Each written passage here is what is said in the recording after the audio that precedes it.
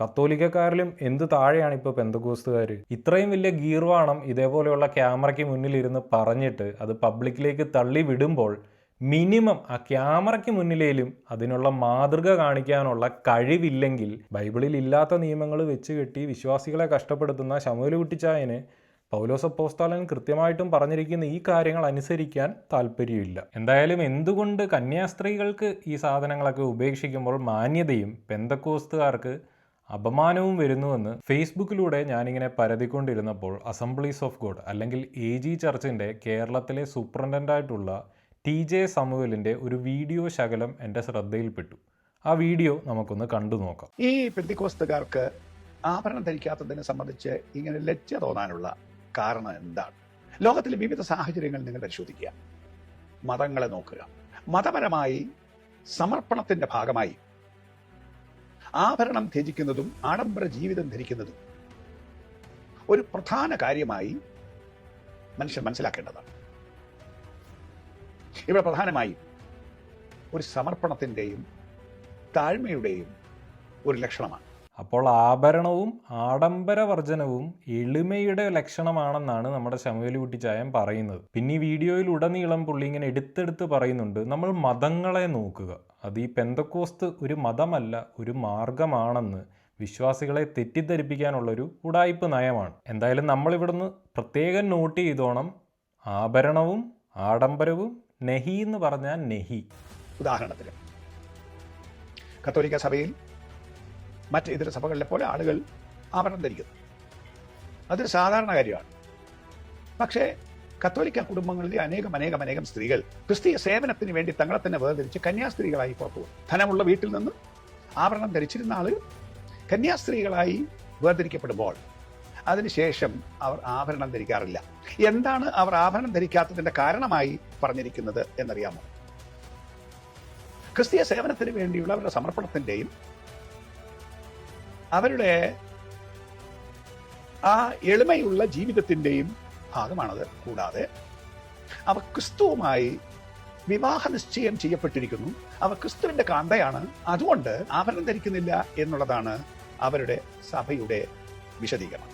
അപ്പൊ തങ്ങളെ തന്നെ അലങ്കരിച്ച് മോടിയായി നടക്കാനുള്ള അവരുടെ ആഗ്രഹം അത് മായയായി കരുതി അതില്ലാതെയുള്ളൊരു ജീവിതത്തിന് വേണ്ടി അവർ തങ്ങളെ തന്നെ സമർപ്പിച്ചിരിക്കുന്നു. എന്തായാലും ഈ ആഭരണ വർജനത്തിന് നല്ലൊരു എക്സാമ്പിളൊക്കെ നമ്മുടെ ശമൂവേൽ കുട്ടിച്ചായൻ പറഞ്ഞിട്ടുണ്ട്. നമ്മുടെ കത്തോലിക്കയിലെ കന്യാസ്ത്രീകളെയാണ് ഇവിടെ ഉദാഹരിച്ചിരിക്കുന്നത്. അപ്പോൾ നമ്മുടെ ശമൂവേൽ കുട്ടിച്ചായൻ പറഞ്ഞു വരുന്നത്, കത്തോലിക്ക കന്യാസ്ത്രീകൾ ആഭരണം വർജിക്കുന്നത് എന്തിനാണെന്ന് ചോദിച്ചു കഴിഞ്ഞാൽ അവരുടെ സമർപ്പണത്തിൻ്റെ ഭാഗമായിട്ടും ക്രിസ്തുവിൻ്റെ കാന്തയായതിനാലും അവരുടെ എളിമയുടെ ജീവിതത്തിൻ്റെയും ഭാഗമായിട്ടാണ് കത്തോലിക്ക കന്യാസ്ത്രീകൾ ആഭരണം വർജിക്കുന്നതെന്നാണ്. ഈ കന്യാസ്ത്രീകളെ മാനം കുറഞ്ഞവരായി കത്തോലിക്ക സഭ കാണുന്നോ? ഏതെങ്കിലും ക്രിസ്തീയ സമൂഹമോ ലോകമോ കാണുന്നോ? അവർ ആഭരണമില്ലാത്തത് എന്ത് കുറച്ചിലായിട്ടാണ് ലോകം കാണുന്നത് എന്ന് നിങ്ങൾ നോക്കുക. അവർക്ക് സമൂഹത്തിൽ മാന്യമായ സ്ഥാനമല്ലേ ഉള്ളത്? കത്തോലിക്ക കുടുംബങ്ങളിൽ നിന്ന് പെന്തക്കോസ്ത് സഭയിൽ വന്ന് ആഭരണം ഉപേക്ഷിച്ചവർ തങ്ങളുടെ വീട്ടുകാരാൽ പുച്ഛിക്കപ്പെടുമ്പോൾ അവരോട് പറയാനുള്ള മറുപടിയായി തന്നെ ഞാൻ പല കുടുംബങ്ങളോടും പറഞ്ഞു കൊടുത്തിട്ടൊരു കാര്യമാണിത്. അവരുടെ വീട്ടിലെ കന്യാസ്ത്രീക്ക് ആഭരണം ഉപേക്ഷിച്ച് ദൈവരാജ്യത്തിന് വേണ്ടി ഇറങ്ങിത്തിരിക്കുന്നത് മാനമാണെങ്കിൽ ഈ പറയുന്ന പെന്തക്കോസ്തുകാർ തങ്ങൾ ക്രിസ്തുവിന്റെ കാന്തയായി വിവാഹ നിശ്ചയം ചെയ്യപ്പെട്ടവരാണെന്നും യേശുക്രിസ്തുവിന്റെ കന്യയാണ് എന്നും അഭിമാനിക്കുന്നവർക്ക് ആ കത്തോലിക്കർ ഇറങ്ങിത്തിരിച്ച കന്യാസ്ത്രീകൾക്കുള്ള ഈ ആത്മീക ബോധം ഇന്ന് നഷ്ടപ്പെട്ടു പോകുന്നുവോ എന്ന് ചിന്തിക്കേണ്ടതാണ്. അപ്പോൾ എന്തായാലും കർത്താവിന് വേണ്ടി ഇറങ്ങിത്തിരിച്ച കന്യാസ്ത്രീകൾ അവരുടെ സമർപ്പണത്തിൻ്റെയും എളിമയുടെയും കർത്താവിൻ്റെ കാന്തയായതിൻ്റെയും ഭാഗമായിട്ട് ആഭരണം വർജിക്കുന്നതിനാൽ അവർക്ക് ഒരു കുഴപ്പമില്ല, സമൂഹത്തിൽ നല്ല മാന്യതയാണെന്നാണ് ശമൂവേൽ കുട്ടിച്ചായൻ പറഞ്ഞു വരുന്നത്. ഇതിലൊരു ദ്വയാർത്ഥമില്ലേ ശമൂവേൽ കുട്ടിച്ചായ? അതായത് ആഭരണം ഉപേക്ഷിക്കുന്ന പെന്തക്കോസ്തുകാർക്ക് സമൂഹത്തിൽ ഒരു മാനവും ഇല്ല എന്നാണോ ശമൂവേൽ കുട്ടിച്ചായൻ പറഞ്ഞു വരുന്നത്? എന്തായാലും എന്തുകൊണ്ട് കന്യാസ്ത്രീകൾക്ക് ഈ സാധനങ്ങളൊക്കെ ഉപേക്ഷിക്കുമ്പോൾ മാന്യതയും പെന്തക്കോസ്തുകാർക്ക് അപമാനവും വരുന്നുവെന്ന് നമുക്ക് പിന്നീട് ഈ വീഡിയോയുടെ ഒരു അവസാനത്തിലേക്ക് സംസാരിക്കാം. എന്തായാലും ശമൂവേൽ കുട്ടിച്ചായൻ ഇവിടെ നിൽക്കുന്നില്ല. ഇവിടുത്തെ കന്യാസ്ത്രീകളുടെ കഥ പറഞ്ഞതിന് ശേഷം ഹിന്ദുമതത്തിലെ ഇതേപോലെയുള്ള വർജനങ്ങളെക്കുറിച്ചും ഘോരഘോരം സംസാരിക്കുന്നുണ്ട്. നമുക്കതും ഒന്ന് കേട്ടു നോക്കാം. മാത്രമല്ല ഇതിനെ മതങ്ങളെ നോക്കൂ. ഹിന്ദു സമൂഹത്തിൽ അവരുടെ സന്യാസിമാർ എല്ലാ ആഡംബര ജീവിതവും ത്യജിച്ച്, ആഭരണമോ സ്വർണമോ സകലവും ത്യജിച്ച് ജീവിക്കുന്നവരാണ്. അവരുടെ ആത്മീയത്തിന്റെ ഭാഗമായിട്ടാണ് അവർ ചെയ്യുന്നത്. ശരിയായ ദൈവിക ബന്ധത്തിനോ വേണമെന്നാണ് അവരുടെ വിശ്വാസം. അപ്പൊ അങ്ങനെ പൊന്നും വെള്ളിയും രത്നവും എല്ലാം അണിയുന്ന ഹിന്ദു സമൂഹത്തിൽ ഈ സന്യാസിമാർ ആരാലും പുച്ഛിക്കപ്പെടുന്നവരല്ല, ഉന്നതമായ നിലയിൽ അവരെ പരിഗണിക്കുന്നവരാണ്. അപ്പൊ അവരുടെ ആഭരണ വർജനം അവർക്കൊരു കുറച്ചിലായി ആരും കരുതുന്നില്ല. അപ്പോൾ ആദ്യം ശമൂവേൽ കുട്ടിച്ചായൻ നമ്മളുടെ കത്തോലിക്ക കന്യാസ്ത്രീകളെ കുറിച്ച് പറഞ്ഞു. അവർ ആഭരണം ഉപേക്ഷിക്കുന്നു, വർജിക്കുന്നു, ജീവിക്കുന്നു, അവരെ ആരും പരിഹസിക്കുന്നില്ല. രണ്ടാമതായിട്ട് ഹിന്ദു സന്യാസിമാരെ കുറിച്ച് പറഞ്ഞു. അവരും ഇതേപോലെയുള്ള എല്ലാ കാര്യങ്ങളും വർജിക്കുന്നു, അവരെയും ആരും അപമാനിക്കുന്നില്ല, പക്ഷേ സമൂഹത്തിൽ വലിയ സ്ഥാനവും മാനവും അവർക്കുണ്ട് എന്നാണ് ശമൂവേൽ കുട്ടിച്ചായൻ പറയുന്നത്. പക്ഷേ എന്തുകൊണ്ട് നമ്മളുടെ പെന്തക്കോസ്തുകാർക്ക് ഇതൊരു അപമാനമായി തോന്നുന്നു, അല്ലെങ്കിൽ സമൂഹം അവരെ മാന്യത കുറഞ്ഞവരായി കാണുന്നു എന്ന് ശമൂവേൽ കുട്ടിച്ചായൻ ഇവിടെ എടുത്തെടുത്ത് ചോദിക്കുകയാണ്. ആദ്യമായിട്ട് ഈ ഒരു വീഡിയോ കണ്ടപ്പോൾ എനിക്ക് തോന്നിയത്, ഇങ്ങനെ മെഴുകി നടന്ന് വിശ്വാസത്തെ സംരക്ഷിക്കേണ്ട ഒരു ഉത്തരവാദിത്തം വേറൊരു മതജീവികളിലും ഒരു ജീവികളിലും ഞാൻ എൻ്റെ ജീവിതത്തിൽ കണ്ടിട്ടില്ല. അപ്പോൾ ഇവിടെ ഉദാഹരണത്തിനായിട്ട് നമ്മളുടെ ശമൂവേൽ കുട്ടിച്ചായൻ ഉദ്ധരിച്ചിരിക്കുന്ന രണ്ട് സമൂഹം വ്യക്തികൾ, ഒന്നാമത്തേത് കത്തോലിക്ക കന്യാസ്ത്രീകൾ, രണ്ടാമതായിട്ടുള്ളത് ഹിന്ദുമത വിശ്വാസത്തിലെ സ്വാമിമാർ. അല്ല ശമൂവേൽ കുട്ടിച്ചായ, ഇവിടെ ഒരു പ്രശ്നമുണ്ടല്ലോ.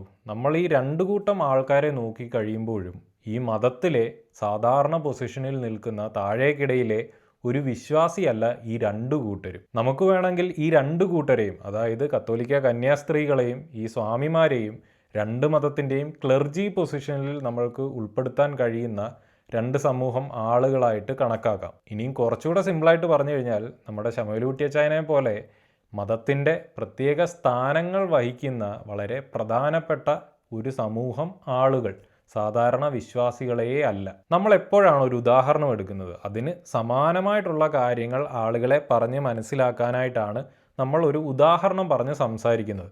അപ്പോൾ ശമൂവേൽ കുട്ടിച്ചായൻ ഇവിടെ പറഞ്ഞിരിക്കുന്ന ഉദാഹരണങ്ങളെല്ലാം ശമൂവേൽ കുട്ടിച്ചായനെ പോലുള്ള ആളുകൾക്ക് മാത്രം ബാധകമായിട്ടുള്ളതല്ലേ എൻ്റെ ശമൂവേൽ കുട്ടിച്ചായ? സാധാരണ വിശ്വാസികളെ ഇതെങ്ങനെ ബാധിക്കും? ഇപ്പോൾ കത്തോലിക്ക സഭയിലെ സാധാരണ വിശ്വാസികൾ ആഭരണം ധരിക്കുന്നുണ്ട്. അപ്പോൾ അതിനെക്കുറിച്ച് പറഞ്ഞാൽ പെന്തക്കോസ്തിലെ സാധാരണ വിശ്വാസികളുമായിട്ട് നമുക്ക് കമ്പയർ ചെയ്യാൻ പറ്റും. ഇനിയും ഹിന്ദു വിശ്വാസത്തിലെ സാധാരണ വിശ്വാസികൾ ഈ കാര്യങ്ങളെല്ലാം ചെയ്യാറുണ്ട്, അവരാഭരണം ധരിക്കാറുണ്ട്, എല്ലാ കാര്യങ്ങളും ചെയ്യാറുണ്ട്. അവരുമായിട്ടും നമ്മളുടെ പെന്തക്കോസ്ത് വിശ്വാസികളെ കമ്പയർ ചെയ്താൽ അതും നമുക്ക് റിലവൻ്റ് ആണെന്ന് പറയാം. എന്നാലും ഇത് എന്തൊരു കമ്പാരിസൺ ആണ് എൻ്റെ ടി ജെ സാമുവേലെ. പിന്നീട് ഈയിടെയായിട്ട് ഞാൻ ശ്രദ്ധിച്ചു വരുന്നൊരു കാര്യമുണ്ട്, നമ്മുടെ പണ്ടത്തെ പാസ്റ്റർമാരെയൊക്കെ നോക്കുമ്പോൾ അവരൊരു കറുത്ത ബൈൻഡുള്ള ബൈബിളുമായിട്ടായിരുന്നു എവിടെ പോകുന്നതും സംസാരിക്കുന്നതും എല്ലാം. പക്ഷേ എന്താണോ എന്തോ നമ്മുടെ ശമൂവേൽ കുട്ടിച്ചായനെ പോലെ ഇപ്പോഴത്തെ പാസ്റ്റർമാരെല്ലാം മുമ്പിൽ വലിയൊരു പലക കഷ്ണം പോലുള്ളൊരു ഐപാഡോ സാധനമോ എടുത്തു വെച്ചിട്ടാണ് സംസാരിക്കുന്നത്. അതെന്താ ശമൂവേൽ കുട്ടിച്ചായ, നമ്മുടെ ഈ ബൈബിളൊക്കെ ഔട്ട്ഡേറ്റഡ് ആയി പോയോ? അപ്പോൾ ഞാനിങ്ങനെ ശമൂവേൽ കുട്ടിച്ചായൻ്റെ മുന്നിൽ ഇരിക്കുന്ന ഈ സ്ലേറ്റ് പലകയിലേക്ക് നോക്കിയപ്പോഴാണ്, നമ്മൾ ലൗകികരാണല്ലോ, അപ്പം നമുക്ക് ലോകത്തിലുള്ള മെറ്റീരിയൽ സാധനങ്ങളെക്കുറിച്ച് ചെറിയ അറിവൊക്കെ ഉണ്ട്, ഇവരെ പോലെ വിശുദ്ധരൊന്നുമല്ല. അപ്പോൾ ആ സ്ലേറ്റ് പലകയെ നോക്കിയപ്പോൾ എനിക്ക് നല്ല അറിവുള്ളൊരു സ്ലേറ്റ് പലക, അമേരിക്കയിൽ ഒരു കമ്പനിയുണ്ട് ആപ്പിൾ എന്ന് പറയുന്നത്. അതായത് വലിയ വില കൂടിയ ടെക്നോളജിക്കൽ സാധനങ്ങളൊക്കെ നമ്മുടെ സാധാരണ മനുഷ്യർക്കായിട്ട് ഇറക്കുന്നത് ഇപ്പോൾ ആപ്പിൾ ആണെന്ന് നമുക്ക് പറയാം. ആ ആപ്പിളിൻ്റെ ഐപാഡ് എയർ എന്ന് പറഞ്ഞൊരു സ്ലേറ്റ് പലകയാണ് നമ്മുടെ ശമൂവേൽ കുട്ടിച്ചായൻ്റെ മുന്നിൽ ഇരിക്കുന്നത്.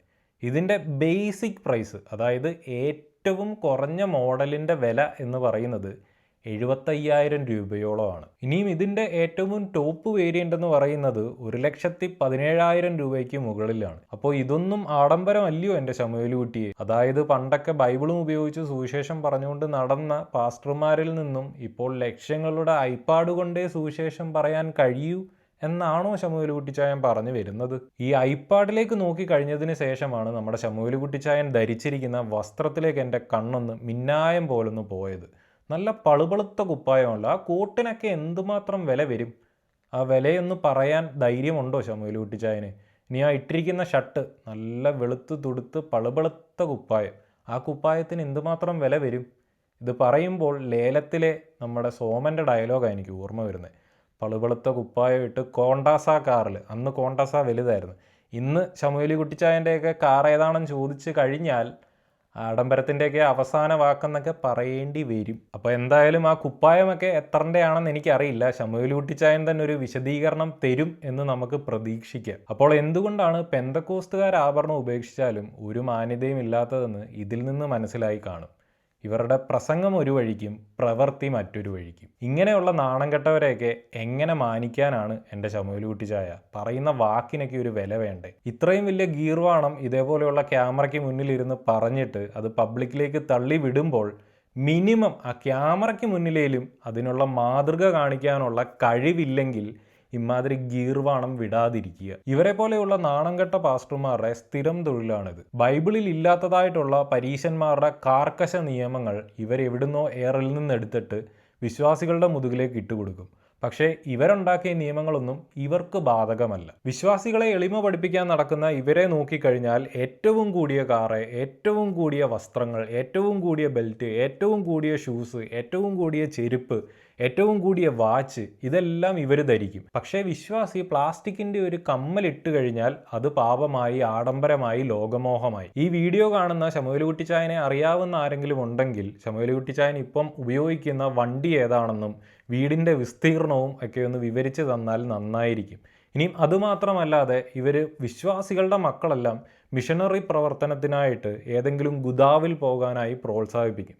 പക്ഷേ സ്വന്തം മക്കൾ യൂറോപ്പിലും അമേരിക്കയിലും കുറഞ്ഞ ഒരു രാജ്യത്തും പോകാൻ ഇവരെ അനുവദിക്കത്തുമില്ല. ഇനി ഇതെല്ലാം പോട്ടെ, ബൈബിൾ വള്ളി പുള്ളി തെറ്റാതെ അനുസരിക്കുന്നവരാണ് നമ്മളുടെ പെന്തക്കോസ്തുകാരെന്നാണ് ഇവരുടെ അവകാശവാദം. ബൈബിളിൽ ഇല്ലാത്ത നിയമങ്ങൾ വിശ്വാസികളുടെ മുതുകിൽ വെച്ച് കിട്ടി അവരെ ഭാരപ്പെടുത്തുന്ന ഇതേപോലെയുള്ള ശമൂവേൽ കുട്ടിച്ചായനെ പോലുള്ള പാസ്റ്റർമാരോട് എനിക്ക് ചോദിക്കാനുള്ള ഒരു കാര്യം, 1 കൊരിന്ത്യർ 7 പൗലോസ് അപ്പോസ്തലൻ കൃത്യമായിട്ടും കുറച്ച് കാര്യങ്ങൾ പറഞ്ഞിട്ടുണ്ട്. അത് നമ്മൾക്കൊന്ന് വായിച്ചു നോക്കാം. 1 കൊരിന്ത്യർ 7 മുതൽ 9 വരെയാണ് ഒന്നാമത്തേത്.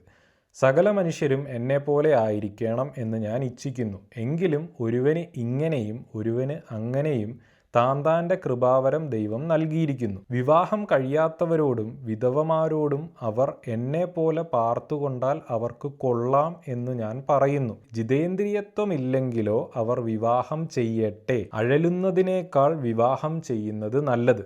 അപ്പോൾ ഇവിടെ പുള്ളിക്കാരൻ പറഞ്ഞിരിക്കുന്നത് വിവാഹം കഴിക്കാത്തവരും വിധവകളും പുള്ളിക്കാരനെ പോലെ ബാച്ചിലറായിട്ടിരിക്കട്ടെ, കല്യാണം കഴിക്കാതെ ഇരിക്കട്ടെ എന്നാണ് പുള്ളിക്കാരൻ പറഞ്ഞിരിക്കുന്നത്. അപ്പോൾ ഈ ജിതേന്ദ്രിയത്വം എന്താണെന്ന് അറിയാത്തവർക്കായിട്ട് ഈ വിവാഹം കഴിയാത്തവരിൽ ചില മോഹങ്ങൾ ഒക്കെ ഉദിച്ചു വരും. അതായത് അവരുടെ വികാരങ്ങളെ അടക്കി നിർത്താൻ അവർക്ക് കഴിവില്ലെങ്കിൽ അവരെ പോലുള്ള ഒരു വിവാഹം കഴിച്ചോട്ടെ എന്നാണ് പുള്ളി പറഞ്ഞിരിക്കുന്നത്. ഇനി ഇതിനെക്കുറിച്ച് നമുക്ക് കുറച്ചുകൂടെ സംസാരിക്കാം. അതിനു മുമ്പായിട്ട് എന്തുകൊണ്ടാണ് വിവാഹം ചെയ്യാതിരിക്കുന്നത് നല്ലതെന്ന് പൗലോസ് അപ്പോസ്തലൻ പറയുന്നുണ്ട്.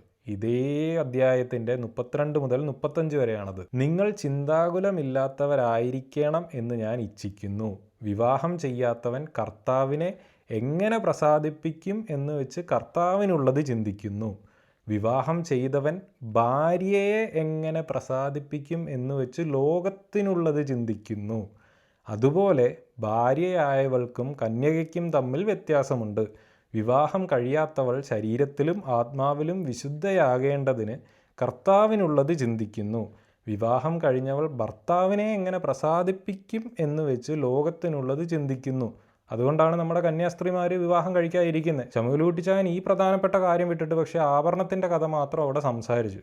ഇനി അതും കഴിഞ്ഞിട്ട് ഞാനിത് നിങ്ങൾക്ക് കുടുക്കിടുവാനല്ല, യോഗ്യത വിചാരിച്ചും നിങ്ങൾ ചാബല്യം കൂടാതെ കർത്താവിങ്കൽ സ്ഥിരമായി വസിക്കേണ്ടതിനും നിങ്ങളുടെ ഉപകാരത്തിനായിട്ടത്രേ പറയുന്നത്. ഇപ്പം നമുക്ക് സാധാരണ വിശ്വാസികളെ അങ്ങ് വിട്ടേക്കാം. വിശ്വാസികൾക്ക് ഇവിടെ പറഞ്ഞിരിക്കുന്ന പോലെ ജിതേന്ദ്രിയത്വം ഇല്ലെന്ന് നമ്മൾക്ക് സങ്കല്പിക്കാം. അതായത് അവർക്ക് അവരുടെ വികാരങ്ങളെ ഒന്നും അടക്കി പിടിക്കാൻ കഴിയത്തില്ല.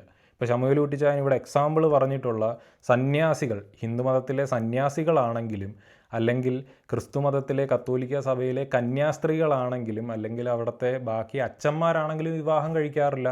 അവരിത് കൃത്യമായി പാലിക്കുന്നുണ്ട്. എന്നിട്ട് ബൈബിൾ ഇത്രയും കൃത്യമായി ഫോളോ ചെയ്യുന്ന പെന്തക്കോസ്തുകാരിൽ, അതും വലിയ വലിയ ഡോക്ടറേറ്റ് ഒക്കെ എടുത്തിരിക്കുന്ന ശമൂവേൽ കുട്ടിച്ചായനെ പോലുള്ള ആൾക്കാരൊക്കെ കല്യാണം കഴിച്ചാൽ പൗലോസ് അപ്പോസ്തലന് വെറും പുല്ലുവിലയല്ലയോ ശമൂവേൽ കുട്ടിച്ചായ നിങ്ങളവിടെ കൊടുത്തിരിക്കുന്നത്? കത്തോലിക്കക്കാരിലും എന്ത് താഴെയാണ് ഇപ്പോൾ പെന്തക്കോസ്തുകാർ. ബൈബിളിൽ ഇല്ലാത്ത നിയമങ്ങൾ വെച്ച് കെട്ടി വിശ്വാസികളെ കഷ്ടപ്പെടുത്തുന്ന ശമൂവേൽ കുട്ടിച്ചായന് പൗലോസ് അപ്പോസ്തലൻ കൃത്യമായിട്ടും പറഞ്ഞിരിക്കുന്ന ഈ കാര്യങ്ങൾ അനുസരിക്കാൻ താല്പര്യമില്ല. എല്ലാത്തിലും തമാശയായിട്ടുള്ള കാര്യം, ഇവിടെ ശമൂവേൽ കുട്ടിച്ചായൻ തന്നെ മതങ്ങളിലെ ഈ കന്യാസ്ത്രീകൾക്കും സ്വാമിമാർക്കും, ഹിന്ദുമതത്തിലെ സ്വാമിമാർക്ക് പോലും അവരുടെ ജിതേന്ദ്രിയത്തിനെ ഓവർകം ചെയ്യാനുള്ള കഴിവുണ്ട്. പക്ഷേ ബൈബിളിനെ അണുവിട തെറ്റാതെ പിന്തുടരുന്ന ഈ പാസ്റ്റർമാർക്ക് ജിതേന്ദ്രിയത്തിനെ ഓവർകം ചെയ്യാനുള്ള കഴിവില്ല. ഇനിയും പെന്തക്കോസ്ത് വിശ്വാസികളോടാണ് എനിക്ക് പറയാനുള്ളത്, നിങ്ങൾ ഇതേപോലെയുള്ള കള്ളപ്പാസ്റ്റർമാരുടെ ക്ലാസ് ഉഡായിപ്പ് അല്ലെങ്കിൽ ഇരട്ടത്താപ്പ്, ഹിപ്പോക്രസി വ്യക്തമായിട്ടും എൻ്റെ ചാനലിൽ തന്നെ പല വീഡിയോസിലും കണ്ടിട്ടുണ്ട്. ഇവരുടെ പ്രസംഗമൊന്നും പ്രവൃത്തി എൻറ്റയർലി ഡിഫറൻ്റ് ആയിട്ടുള്ള കാര്യങ്ങളും. നിങ്ങളെ ചട്ടം കെട്ടുക, ബൈബിളിൽ ഇല്ലാത്ത നിയമങ്ങൾ വെച്ച് നിങ്ങളെ ബുദ്ധിമുട്ടിക്കുക എന്നതിനപ്പുറം ഇവർ പ്രസംഗിക്കുന്ന പ്രസംഗങ്ങൾ ഇവരുടെ ജീവിതത്തിൽ ലെവലേശം തൊട്ട് തീണ്ടാത്ത അല്ലെങ്കിൽ അതിനെ മാനിക്കാത്ത വ്യക്തികളാണ് ഈ TJ സാമുവലിനെ പോലെയുള്ള ഓരോ വ്യക്തികളും. നിങ്ങൾ ആഭരണം ഉപേക്ഷിക്കണം, ആഡംബരം ഉപേക്ഷിക്കണം, പക്ഷേ നിങ്ങൾ കഷ്ടപ്പെട്ടുണ്ടാക്കുന്ന കാശിൻ്റെ വിഹിതം കൊണ്ട് കൊടുക്കുന്നതിൽ നിന്നും വലിയ വലിയ വണ്ടികളാകാം, കോടികളുടെ വീടുകളാകാം, ഇതേപോലെയുള്ള ലക്ഷറി സാധനങ്ങളാകാം. ആ നീട്ടി ബട്ടൺ ഇട്ടിരിക്കുന്ന ആ ഷർട്ടിൻ്റെ അടിയിൽ നോക്കിക്കഴിഞ്ഞാൽ ഏറ്റവും വില കൂടിയ ഒരു വാച്ച് കൂടെ നിങ്ങൾക്ക് കാണാൻ സാധിക്കും. അത് നിങ്ങളെപ്പോലെയുള്ള ഓരോ വിശ്വാസികളും എല്ലുമുറുകെ പണിയെടുത്തിട്ട് കൊണ്ടുകൊടുത്ത് 1% നിന്നും നാണമില്ലാതെ ഇവർ വാങ്ങുന്നതാണ്. ഞാനിതൊക്കെ പറയുമ്പോൾ നിങ്ങൾ ആരും നിരീശ്വരവാദികളാകണം എന്നല്ല ഞാൻ പറയുന്നത്. ഞാൻ ദൈവവിശ്വാസിയല്ല. ഞാൻ എൻ്റേതായ കാരണങ്ങൾ കൊണ്ട് ഞാൻ എത്തിച്ചേർന്ന ഒരു കൺക്ലൂഷനാണ് ദൈവം ഇല്ല എന്നുള്ളത്. അതേപോലെ നിങ്ങൾ എത്തിച്ചേർന്ന ഒരു കൺക്ലൂഷനാണ് ദൈവം ഉണ്ടോ ഇല്ലയോ എന്നുള്ളത്. അത് എൻ്റെ കൺസേണേ അല്ല. നിങ്ങൾ ദൈവത്തിൽ വിശ്വസിക്കുകയോ ഇല്ലാതിരിക്കുകയോ. പക്ഷേ ഇതേപോലെ പെന്തക്കോസ്തിലെ പരീശന്മാർ പറയുന്ന പരീശ മതം തന്നെയാണ് പെന്തക്കോസ്ത്, മതം തന്നെയാണ് പെന്തക്കോസ്ത്. അതേപോലെയുള്ള പരീശന്മാർ പറയുന്നത് ബൈബിളിൽ ഉണ്ടോ, ഇവരുടെ വ്യാഖ്യാനങ്ങൾ കേട്ടിരിക്കാതെ നിങ്ങൾ സ്വന്തം ബുദ്ധിയും യുക്തിയും ഉപയോഗിച്ച് ബൈബിൾ ഒന്ന് വായിച്ചു നോക്കുക. അതിനുശേഷം ഈ പരീശന്മാർ പറയുന്നത് ബൈബിളിൽ എവിടെയെങ്കിലും ഉണ്ടോ എന്ന് സ്വന്തം യുക്തി കൊണ്ട് ചോദ്യം ചെയ്യുക, വിശകലനം ചെയ്യുക. അതിനുശേഷം നിങ്ങൾക്ക് കിട്ടിയിരിക്കുന്ന ഒരു ജീവിതം സന്തോഷമായും സമാധാനമായും ജീവിക്കാൻ ശ്രമിക്കുക. നിങ്ങളുടെ കഷ്ടപ്പാടിൻ്റെ പണം കൊണ്ട് ഇവർ ആഡംബര ജീവിതം നയിക്കുന്നതല്ലാതെ നിങ്ങളുടെ ജീവിതത്തിൽ ഒരു ഉപയോഗവും ഉണ്ടാകുന്നില്ല എന്നും നിങ്ങളെ ഭയത്തിലും കുറ്റബോധത്തിലും തള്ളിവിട്ട് ജീവിപ്പിക്കുന്നതല്ലാതെ നിങ്ങൾക്ക് ഇവരെ കൊണ്ട് ഒരു ഉപയോഗവും ഉണ്ടാകുന്നില്ല എന്നതാണ് യാഥാർത്ഥ്യം.